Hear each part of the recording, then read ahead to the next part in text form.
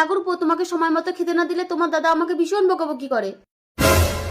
বৌদি, দাদা তো বাড়িতে নেই, একটু এসো না।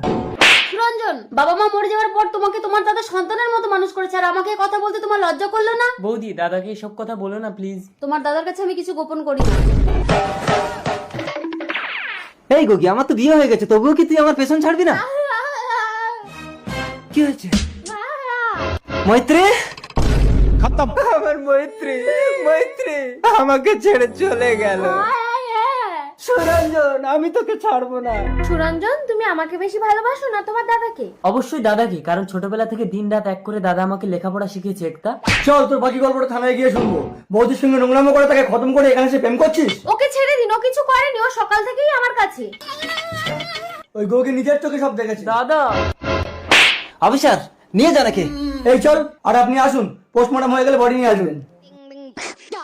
এই গগিয়ে তো আনন্দ পাচ্ছে কেন? আয় আয়। এই গগি, তোর জন্য আমি প্লাস্টিক সার্জারি করে সুরঞ্জনের রূপ নিয়ে ওর বৌদিকে মারলাম, ওকে ফাঁসির মঞ্চে তুললাম। এবার তুই আমার বাচ্চা পেটে নিয়ে ওর দাদাকে বিয়ে করতে পারবি, আর আমি সুরঞ্জন হয়ে একতাকে বিয়ে করে ওই ঘরে তোর সাথে রাত কাটাবো।